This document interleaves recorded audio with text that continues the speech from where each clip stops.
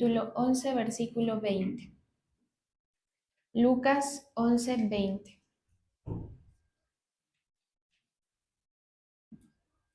Mas si por el dedo de Dios echo yo fuera los demonios, ciertamente el reino de Dios ha llegado a vosotros. Cuando el hombre fuere armado, guarda su palacio.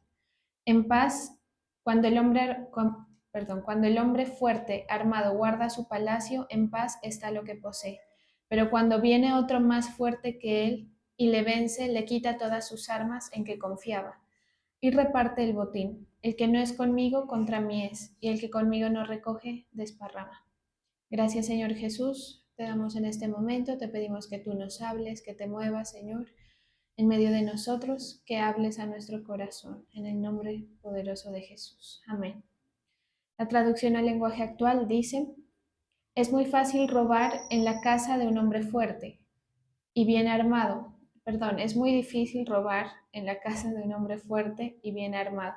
Pero si un hombre más fuerte que él lo vence, le quitará las armas, le robará todo y repartirá entre sus amigos.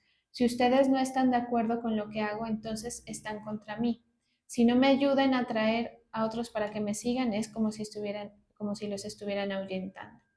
Bueno, esta palabra eh, hace parte de una de las enseñanzas de Jesús respecto a la batalla espiritual.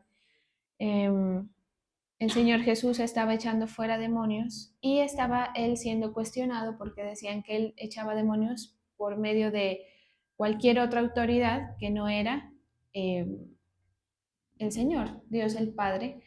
Entonces los fariseos le decían que él estaba echando fuera demonios por autoridad de Belcebú y otros demonios. Entonces él aquí estaba dando la enseñanza de que no se puede echar fuera a un demonio a nombre de otro demonio, ¿sí? Por eso dice que la casa dividida contra sí misma no prevalecerá, que no se puede. Entonces aquí la enseñanza de Jesús va dirigida en este contexto específicamente a aquellas personas que hacen parte del gremio, digamos, o del pueblo de Dios, pero que están siendo afectadas por las mentiras del enemigo. Entonces, cuando uno se acerca al Señor, también es necesario, así como se conoce al Señor, también es necesario conocer al diablo, en la manera en cómo él trabaja. ¿Y cómo trabaja el enemigo? El enemigo trabaja trayendo engaño a la mente, a la mentalidad del siervo. Y quiere confundir, gracias, y quiere confundir la percepción de la fe y la percepción de las cosas de Dios. ¿Sí? Entonces, el engaño del enemigo no va dirigido a las cosas del mundo. O sea, el enemigo está, digamos, tranquilo con que la gente, los creyentes sepan que en el mundo hay cosas que son negativas. Y digamos que no se detiene a resolver ese asunto, sino que va directamente a engañar al siervo respecto a las cosas de la fe y a la forma de interpretar las situaciones que rodean el Evangelio de Cristo. ¿Sí? Entonces, nosotros debemos tener en cuenta que el enemigo a nosotros como siervos nos va a venir a decir cosas, van a haber voces en nuestra cabeza diciéndonos que que esto no es correcto, que por qué estas cosas se tienen que hacer de determinada manera, que iba a sembrar rechazo frente al método de Dios, a la metodología de Dios. Entonces, el Señor estaba aquí enseñándole a la gente que le oía, a los que tenían fe, como hablábamos ayer, a los que tenían oídos para oír, y les decía que el diablo, que el enemigo está tomando posesión. Usted y yo debemos saber que el enemigo es un ser territorial, o sea, es un espíritu que maneja territorios. Entonces, cuando el enemigo está tomando posesión de algún territorio, eh, ahí se refiere al hombre fuerte, ¿sí? Está gobernando y cuando llega el Señor Jesús, el Espíritu Santo a nuestra vida o cuando nosotros lo invitamos, ese hombre fuerte empieza a ser confrontado, empieza a ser como incomodado y mm, dice, pero cuando viene otro más fuerte que él y lo vence, le quita todas sus armas. Entonces, la batalla del creyente está en eso, en que, ¿qué quiere el enemigo? Quitarle al creyente las armas. Entonces, podemos nosotros creer en el Señor Jesús, hay mucha gente, y como hemos dicho en otras ocasiones, ser indefensos al ataque. Es decir, que el hombre fuerte arrebata de nuestras manos las herramientas para que nosotros podamos contrarrestar. Entonces, bien puede usted ser creyente, estar creyéndole al Señor, pero estar sin armas, o estar con las armas abajo, o estar sin la posibilidad de contrarrestar un ataque. ¿Sí? Entonces, nosotros vivimos esos ataques. Si usted no se percata del ataque que vive, eh, pídale al Señor que se lo haga ver, porque hay muchas obras de las tinieblas que están en oculto. ¿Sí? Usted sabe que los enemigos de Dios trabajan en oculto, por eso es que las cosas se suelen hacer en horas en las que nadie se percata de lo que está pasando espiritualmente. ¿Sí? Entonces, por ejemplo, muchas de las ministraciones que hace el diablo a nuestra vida es en la noche. ¿Sí? Es en momentos en los que uno está desarmado o que uno no se va a poder percatar. Entonces, en la noche o en diferentes momentos ocurren sucesos espirituales que nos debilitan. Y no sé si a usted le ha pasado, por ejemplo, que empieza a tener sueños, pesadillas, que están eh, ministrando su alma, su corazón, su espíritu, o simplemente usted como que se levanta y como que desde que se levanta siente algo, una pesadez, ¿sí? Una cosa que no le permite el fluir en esa condición liviana que debe vivir el creyente, porque el creyente debe vivir en una ligereza, o sea, por eso dice que con el Señor las cargas se vuelven ligeras. Cuando uno vive y está apoyado en el Señor, la vida se vuelve hasta más agradable, ¿sí? ¿Qué es lo que sucede por allá? A ver, Hernán, porfa, que no me distraigan, por favor. Em, cuando el creyente está apoyado en el Señor, su camino, su vida, su día a día se vuelve ligero, se vuelve fácil, se vuelve tranquilo, hasta me atrevería a decir que se vuelve agradable, ¿sí? Liviano. Pero cuando uno amanece o se levanta con esa pesadez, es porque hay obras de las tinieblas. El enemigo está tratando de tomar posesión de un territorio que, escuche una cosa, ya fue suyo. ¿Sí me entiende? O sea, usted ya fue del enemigo. Por eso es que el enemigo reclama, porque usted ya fue de él. Eso es como, usted sabe la batalla que hay entre los árabes y los israelitas, entre palestinos e israelitas. Los palestinos los reclaman que esa tierra ya fue de ellos, porque claro, Israel salió, ¿sí o no? Israel salió de la tierra en la diáspora, que llaman judía, ¿sí? Salen exiliados, pero Israel también reclama que ellos ya estuvieron ahí. O sea, ambas partes, digamos, tienen en su mente que ese territorio les pertenece, ¿sí? Les pertenece y por eso reclaman y por eso la guerra. ¿Sí? Si ellos no tuvieran una conciencia de posesión, no reclamarían. ¿Sí? Ya nosotros conocemos que el territorio, por orden de Dios, por promesa de Dios a Abraham, le pertenece al pueblo judío.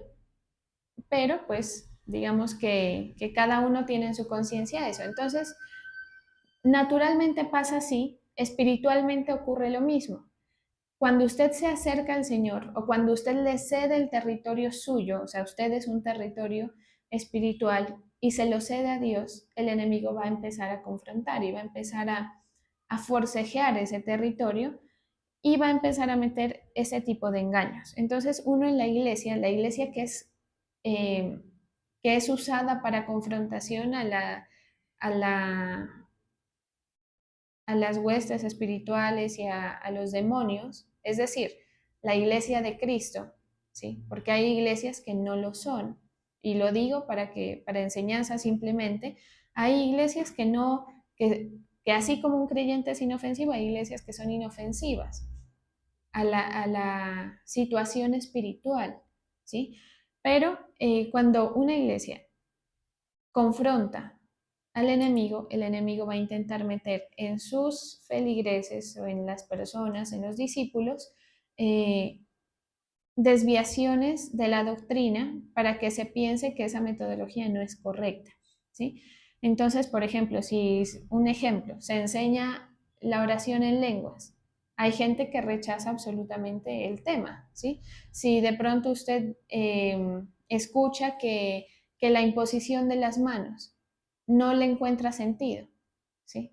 De pronto si escucha que la sujeción, por ejemplo, hay gente que definitivamente ha decidido no sujetarse, ¿sí? Y así con cada verdad espiritual que el Señor presenta, el enemigo contrarresta con una mentira o se puede entender con un argumento, ¿sí? Racional, porque todo lo racional va en contra de la fe. Entonces el argumento racional se mete a destruir el argumento de fe. Esto les estaba pasando a ellos en este momento. ¿Y qué es lo que les dice el Señor? Algo que es como la base de este mensaje o el enfoque que el Señor quiere traer, y es que si usted puede estar muy creyente y todo lo que quiera, pero que si usted no está en el territorio de Dios, inmediatamente está en el otro bando. O sea, usted no puede pensar que usted eh, va a estar tranquilo sin aportar a la obra de Dios. ¿Sí? Si usted es inútil para el Señor, mire esto, si usted es inútil para el Señor en el reino y en los asuntos, negocios del Señor, se vuelve útil para el enemigo. Y si usted es inútil para el enemigo, inmediatamente se vuelve útil para el Señor. No hay un punto intermedio. Por eso aquí les dice, eh, el que no es conmigo es contra mí. El que conmigo no recoge, desparrama. Y mire cómo dice la traducción al lenguaje actual. Si ustedes no están de acuerdo con lo que yo hago, ¿sí? O sea, ¿usted con qué tiene que estar de acuerdo? Con los procedimientos o con las formas que tiene Cristo, Jesús, la palabra, de llevar a cabo el Evangelio. No con lo que dijo tal pastor o fulano o el líder, la líder, ¿sí me entiende? Lo que usted tiene que estar de acuerdo es con lo que está escrito en la palabra. Si usted no está de acuerdo con eso que el Señor ha estipulado, las formas, usted sabe que el sacerdocio es una de las muchas formas en las que el Señor establece sus principios, ¿sí? Así hay otro mundo de principios también, pero el sacerdocio es uno de ellos. Entonces, cuando uno confronta al sacerdocio, por ejemplo, pues está en contra.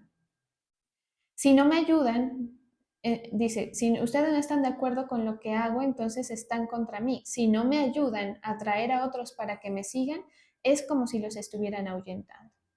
Mire eso. Y entonces usted vive su fe en la comodidad, ¿sí? Y usted dice, no, a mí el Evangelio sí me ha servido para mis cosas, y resulta que usted no aporta a la obra.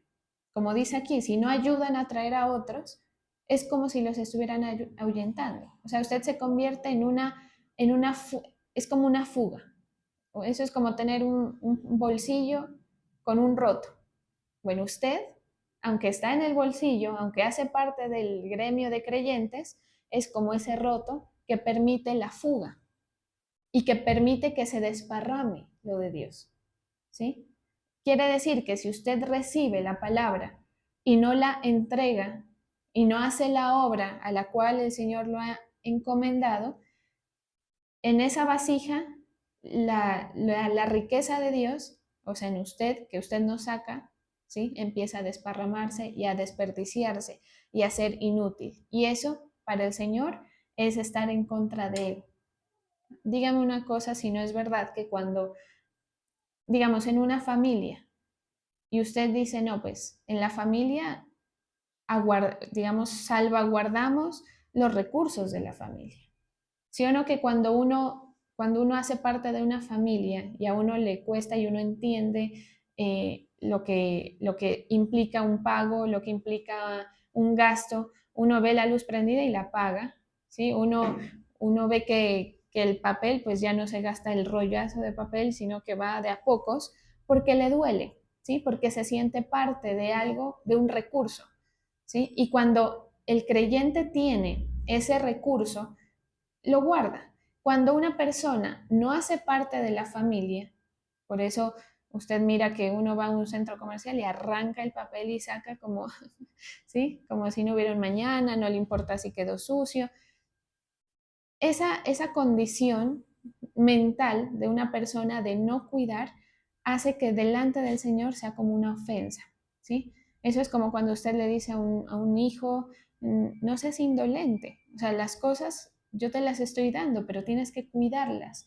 Y molesta y fastidia cuando una persona no guarda eso que hace parte de la familia misma, ¿sí? Porque se afecta a la misma familia. Entonces, cuando el Señor entrega, usted ahí donde está sentado está en una posición de recibir. Entonces el Señor le está entregando y usted recibe y recibe y recibe. Y si usted no hace nada con eso, es como que usted le estuviera desperdiciando los recursos a Dios. Así es, ¿sí? Haga de cuenta que el Señor para esta iglesia, para este día, para este culto, llenó unas tinajas, ¿sí? Y las reparte. Pero ¿qué pasa si los que reciben la miran la tinaja y la dejan ahí o la botan o dejan que se dañe? Se pierde un recurso. Quiere decir que si esa tinaja se reparte en vasos que sí van a ser útiles para el Señor, pues el poder o la manifestación o el recurso va a ser mucho más abundante, ¿sí? Por eso es que cuando la palabra es muy clara en esto y cuando una congregación tiene personas incrédulas, esas personas incrédulas contristan al Espíritu. Quiere decir que el espíritu se apaga. Y pueden haber otros que sí estén encendidos, pero si hay uno que otro que no, entonces el espíritu baja la fuerza, baja la intensidad con la que se va a mover. Por eso es que es importante esto, que usted lo sepa, que usted esté en la condición de recibir, que usted sea receptor de la palabra y del recurso espiritual que Dios le está dando, ¿sí? Porque si no, se convierte en contra de Dios, como dice aquí. La Nueva Traducción Viviente dice, el que no está conmigo, a mí se opone, y el que no trabaja conmigo, en realidad trabaja en mi contra. ¿Sí? Entonces, no, que yo sirvo al Señor. Sí, pero si lo sirves en la forma en que el Señor no te ha mandado, tú estás trabajando en contra. Eso es como ir en un barco remando, todos a la vez hacia un mismo destino, con una misma fuerza y un mismo ritmo, y el otro va al contrario. ¿Sí? Y lo voltean a ver y le dicen, ¿pero qué estás haciendo? Y dice, no, yo estoy remando. Sí, pero estás remando mal. Sí, entonces cuando usted se vuelve seguidor del Señor y cuando usted se vuelve siervo, usted tiene que aprender a trabajar. Usted tiene que aprender a tomar el ritmo. Por eso es que el Señor establece sacerdotalmente una visión para cada grupo, ¿sí? Para cada iglesia. En este caso, el Señor ha colocado una persona que tiene una visión para hacer algo y lo que a usted le corresponde es meterse en el ritmo que se está manejando. Si usted se mete, entonces está trabajando para la obra de Dios. Usted está aportando, pero si usted dice, no, sí, yo sí voy, pero a mi ritmo y a mi manera, no sirve, porque daña. Eso es como un baile, ¿sí? Usted puede bailar de muchas maneras, pero cuando hay un baile en pareja, por ejemplo, si no van a la par, se ve feísimo y se pierde, por más que cada uno tenga en su conciencia que va haciendo lo correcto, ¿sí? Entonces, se conserva el recurso del Espíritu Santo, se conserva en la iglesia en la medida en que el creyente se disponga a ser vaso receptor y a ser dador y a ser trabajador de la obra, ¿sí? Entonces, el Señor, ¿qué quiere? Que nosotros tengamos conciencia de nuestro aporte, ¿sí? Que sí, que en el momento de la prédica usted está recibiendo, pero usted está recibiendo para dar, ¿sí? Para usar, también se puede entender. Para trabajar o para poner en acción, para poner a rendir frutos ese recurso que el Señor está dando. ¿Cómo se hace esto? Mire, usted sabe lo que pasó en la pandemia. Todos estábamos en nuestro ritmo trabajando y de repente se rompió ese ritmo de trabajo y luego para volver, qué difícil que era, ¿sí o no? Hasta a mí me costó que digamos, en cierta manera uno seguía predicando a distancia, pero seguía predicando, ¿sí? Pero costaba como volver a retomar las actividades. Esto también sucede espiritualmente. Cuando usted no está constante y firme. Por eso hay un pasaje que dice, estad firmes y constantes. Eso es seguir un ritmo, ¿sí? Si usted se propone a servir al Señor y un día va y otro día no va, y un día sirve y otro día no sirve, si usted se propone a hacer su oración en lenguas y su batalla espiritual y la hace un día y al otro día no va y al otro día sí y al otro día no, pues no está firme y constante. En el momento en el que usted le coja el ritmo a eso, es cuando usted se vuelve firme y constante, ¿sí? Por eso es que a veces las fuerzas exageradas que uno hace por algo, al final son cansancio, nada más. ¿Sí me hago entender? O sea, cuando usted dice, no, ahora sí me voy a levantar todos los días en la mañana a hacer la oración y entonces usted empieza con toda la fuerza y resulta que a la mitad de la semana se va quedando, ¿sí? Eso se convierte en un desgaste y en un cansancio. Usted tiene que cogerle el ritmo a cómo el Espíritu Santo a usted le está dirigiendo para ejecutar la misión, el ministerio, la labor o lo que el Señor espera de usted. Para esto sirve mucho la autoridad, ¿sí? Mire, no hay nada mejor que tener una autoridad porque le ayuda a marcar un ritmo. Eso es como cuando hay un director en una orquesta, ¿sí? Es mucho más fácil estar mirando al director, a ver cuándo él hace así para el corte, a ver cuándo él hace así para que se acabe una canción, que estar a la deriva, ¿sí? Entonces usted va al ritmo de quien el Señor ha delegado sobre su cabeza como autoridad. ¿Para qué? Para mantenerse en un ritmo firme y constante, creciendo en la obra del Señor siempre, ¿sí? Dice la palabra, sabiendo que nuestro trabajo para el Señor no es en vano, ¿sí? Cuando usted entiende que detrás de todo, de toda su dedicación, hay una ganancia espiritual para usted, hay una retribución espiritual, tanto eterna como natural, ¿sí? Usted quiere ir detrás de eso. O sea, usted trabaja por lo que a usted le importa y por lo que a usted le va a servir, ¿sí? Entonces nosotros estamos haciendo nuestros esfuerzos, ¿sí? En las condiciones en que cada uno llega y tiene, hacemos los esfuerzos sabiendo que nuestro trabajo para el Señor no es en vano. Si usted se la toma a la ligera, el trabajo para el Señor ni siquiera se puede decir que es en vano, sino que se vuelve en contra de Dios. Eso es lo llamativo de este pasaje, ¿sí?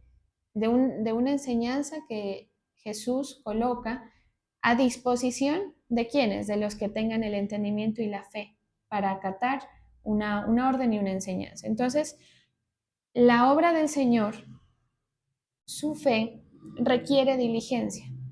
La fe requiere que usted tenga una conciencia de ser diligente, de no ser perezoso, ¿sí? Porque si no va a pasar lo que pasa muy constantemente y es que la gente tiene un impulso y entonces dice, no, ahora sí voy a orar, ahora sí voy a batallar y se pierde, ¿sí? ¿Por qué? Porque coge flojera. No, la fe, la batalla o la carrera que usted está desempeñando requiere una diligencia, requiere que no seamos perezosos y requiere que seamos fervientes en el espíritu. ¿En qué se demuestra ese fervor? En cómo usted presenta su servicio al Señor, ¿sí? Si usted no sabe, como lo he mencionado en estos días, si usted no sabe si está sirviendo bien al Señor o no, mire su actitud, la flojera con la que se presenta o las ganas. Si usted se encuentra ferviente en su espíritu, quiere decir que usted sí está haciéndole diligentemente a la obra, ¿sí? Por eso es que no es tanto del desempeño natural. O sea, yo pienso que el desempeño natural es una consecuencia de su desempeño espiritual, ¿sí? Si usted tiene una buena condición de su fe, la misma fe le va a llevar a usted a que haga ciertas disciplinas, a que se exijan algunas cosas para llevar un mejor resultado en lo natural, puede ser, ¿sí?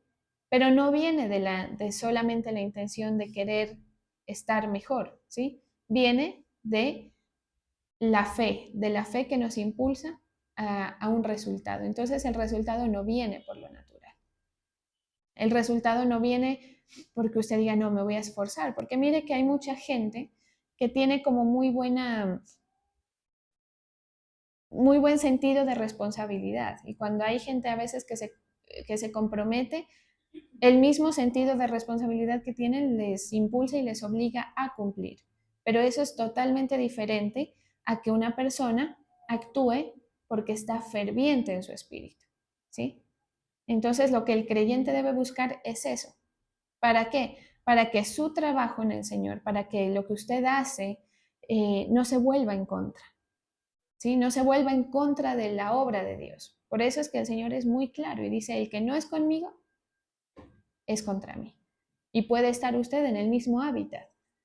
Entonces la iglesia necesita que se toque a la conciencia de las personas, de los creyentes, especialmente de los fieles, para que se pongan en esa disposición. Y así la misma iglesia va a ser beneficiada, porque el recurso va a fluir. Cuando una iglesia está avivada, cuando un pueblo está avivado, es cuando empiezan a salir los dones, los talentos, las facilidades, los recursos económicos, recursos de personas, las ayudas, empiezan a fluir, ¿sí? Entonces, pero uno hace parte de ese proyecto de Dios, ¿sí? Y si usted no está aportando a la obra de Dios, es como si la estuviera dispersando, o como dice aquí, desparramando o ahuyentando, ¿sí? ¿Por qué le digo esto? Yo sé que a veces este tipo de palabras no son como tan llamativos, pero se lo digo porque el Señor le va a pedir cuentas de todo, mucho o poco, de lo que le ha entregado, ¿sí? Y el Señor a usted ya le ha entregado cosas, palabra, le ha entregado eh, una condición espiritual, un aceite, ¿sí? Que debe ser usado. La lámpara, en la medida en que saque ese aceite, va a poder seguir siendo llena con nuevo aceite, ¿sí? Entonces, usted sabe que nosotros nos vamos a morir, ¿sí o no? Algún día. Que eso al final es lo importante. O sea, porque si usted se va a morir, ¿no le ha pasado cuando tiene una crisis existencial que dice uno, ¿para qué hace tanto esfuerzo si al final todo se va a quedar en nada? ¿Sí? Y uno corre y corre y corre y hace y se esfuerza y estudio y me propongo cosas y al final se va a morir. Lo real es que lo importante de nuestra vida es que nos vamos a morir al final.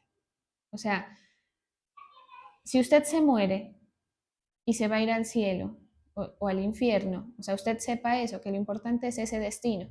Y si usted va a pasar lo que describe la palabra en Mateo, que le dice su Señor al siervo, buen siervo fiel, sobre poco has sido fiel, sobre lo mucho te pondré, entra en el gozo de tu Señor.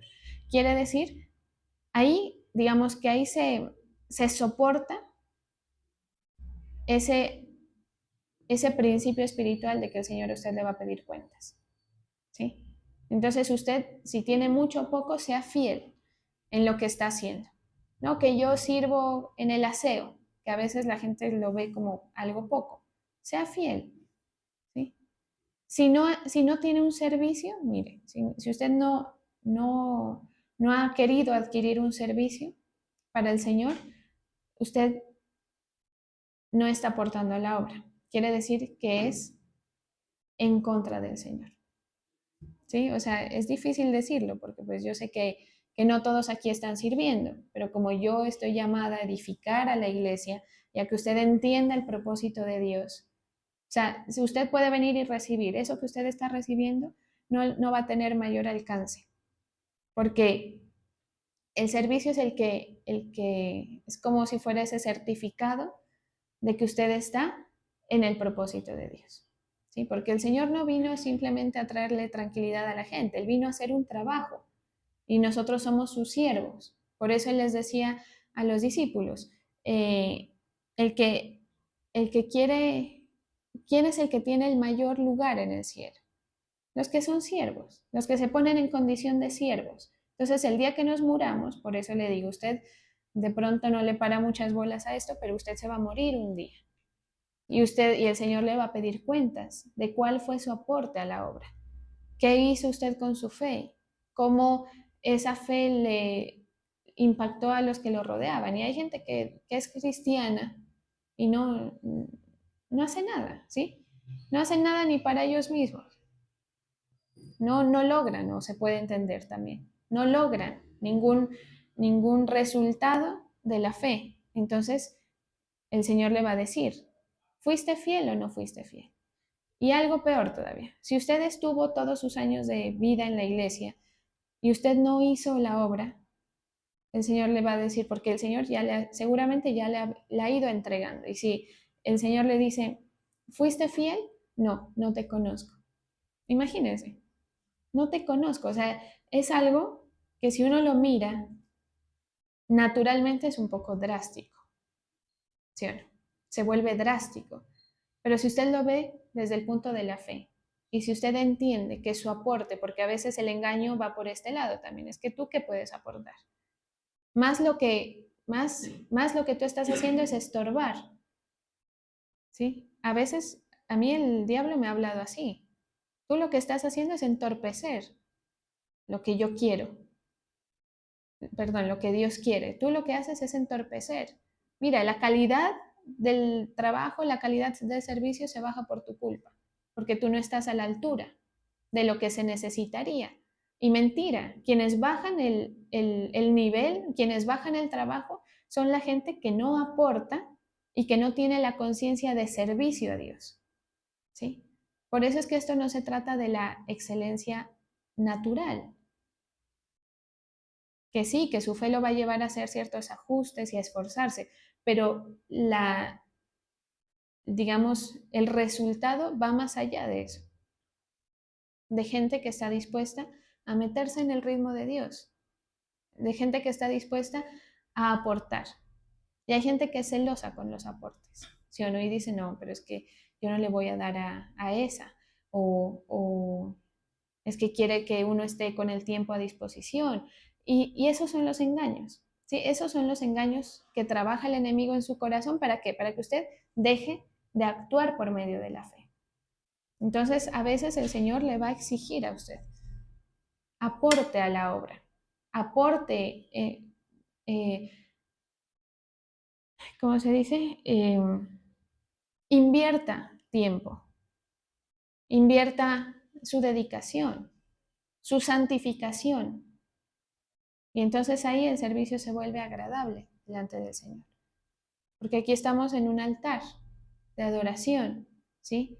Y si usted hace las cosas con esa referencia espiritual, con la fe y con lo que eso implica, pues delante del Señor va a llegar agradable. Entonces, ¿qué nos manda el Señor? Andar como Él anduvo, a tener los parámetros que Él vino a tener. Por eso el Señor Jesús desde pequeñito decía, me es necesario estar en los negocios de mi Padre. Entonces ahí usted deja de estar pensando en otras cosas que no le aportan, ¿sí? Sobre todo en la juventud pasa mucho eso, porque uno a veces no, no mira a la gente, a los jóvenes, por ejemplo, con el deseo de evangelizar, por ejemplo. ¿Sí? ¿Por qué? Porque están en lo suyo, en sus vanidades y todo, pero tenga la conciencia de andar como Cristo anduvo. Jesús desde pequeño tenía la conciencia de que le era necesario estar en los negocios de su Padre. Las demás cosas, para que no se preocupen, vienen, ¿sí? Por eso es que le digo, la vida en Cristo, la vida de fe, se vuelve una vida realmente muy ligera. ¿Que tiene aflicciones? Sí, pero si usted la equipara a las aflicciones que vive la gente en el mundo, no son nada, porque uno tiene el soporte, ¿sí? Uno tiene el refugio. Entonces, como decía el apóstol Álvaro esta mañana, usted y yo no estamos asegurados. Usted y yo podemos estar ahí, pero estar desparramando, ¿sí? Podemos estar ahí, pero estar al contrario, siendo un tropiezo, siendo la fuga de la congregación que el Señor ha plantado y ha sembrado. Entonces, mire que este camino se trata de una guerra de territorios. ¿Quién habita dentro de usted? Si dentro de usted habita el Señor, quiere decir que se ha corrido al enemigo. Y si dentro de usted hay algo del enemigo, no va a estar el Señor. Y por eso es que les decía eso, porque la gente en su engaño decía, no, pero es que él está echando fuera demonios por tal demonio, por tal ser espiritual. Y él les decía, no, porque si tú o sea, es estás o no estás, ¿sí? Por eso es que a veces hay gente que tiene, en la vida de la gente, a veces hay cabida para el enemigo, y dígame cómo ese creyente que le da cabida al enemigo en su, en su vaso va a poder echar fuera un demonio. No se puede, ¿sí? No lo va a poder hacer. Por eso es que a veces la gente ora y declara y clama y dobla rodilla y todo, y no pasa nada. El diablo se debe hasta reír, me imagino yo, ¿sí? El otro desgañitado ahí, no, sí, no sé qué, orando, pero como usted tiene algo de diablo dentro, ¿sí? De la sustancia espiritual del enemigo, pues no se puede. Entonces el poder, la palabra, la autoridad que Dios le ha dado se, se perfecciona en la medida que usted esté lleno del Espíritu y que usted se proponga estar lo más lleno que se pueda de eso. Entonces, por eso es que esta palabra era como una enseñanza acerca de la batalla espiritual que abarca un montón de cosas, pero que al final el Señor les dice, ¿están o no están? ¿Sí? Entonces aquí estamos muchos. El Señor sabrá quién realmente está y quién no está. Usted piensa en usted, enfóquese en usted y dígale, Señor, yo quiero ser útil, yo quiero ser un arma que en serio corte, no quiero ser un estorbo para tus propósitos, quiero que me uses, quiero aportar a tu obra. Y ahí usted está con Él, ahí usted está del bando de Él, con todo lo que eso implica, ¿sí? Porque estar del bando del Señor implica una serie de cosas, de responsabilidades, pero también de beneficios. Vamos a orar.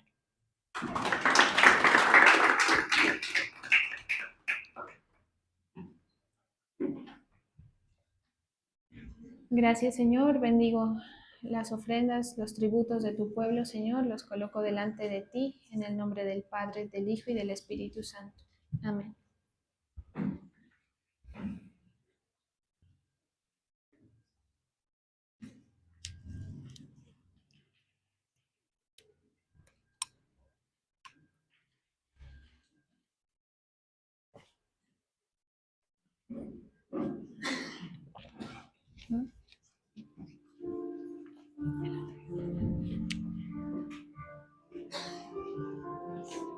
Gracias, Señor.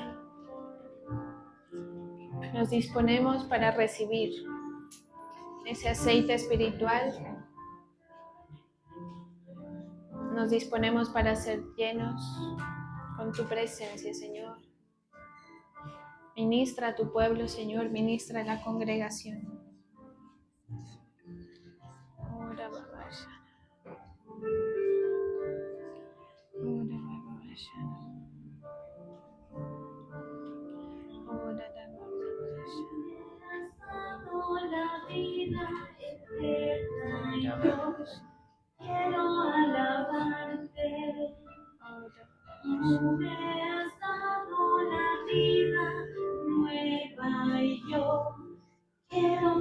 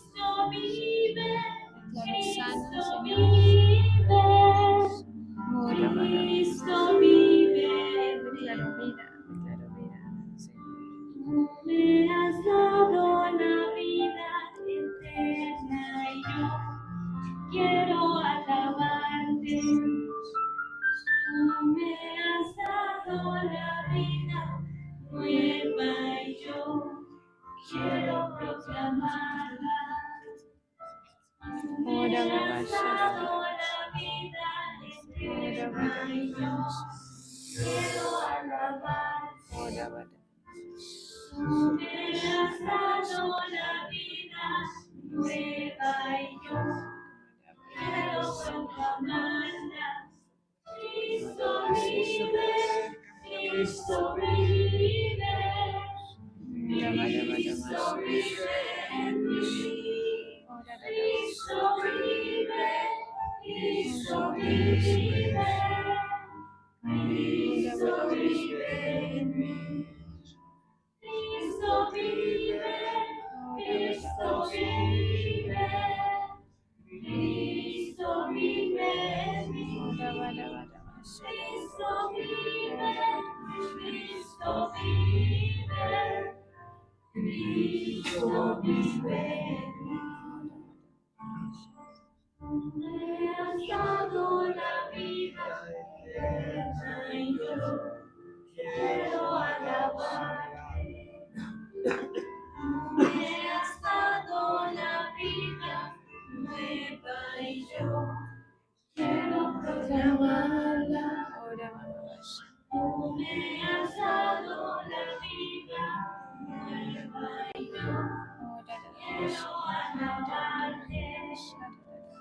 Tú me has dado la vida nueva y yo quiero proclamarla.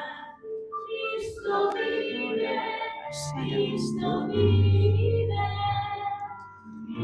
Cristo vive en mí. Cristo vive, Cristo vive,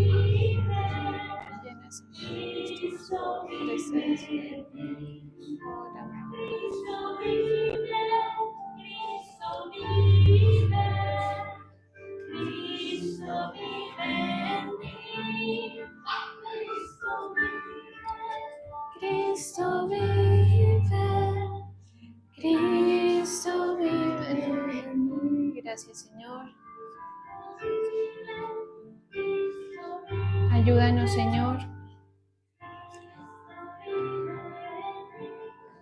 a ser diligentes con lo que tú nos has entregado, Señor. Coloca el querer como el hacer, Señor, dentro de nosotros, para cumplir con los propósitos que tú nos has entregado. Damos gracias, Señor, por este momento en tu presencia. Te pedimos que te sigas moviendo en el nombre de Jesús. Amén.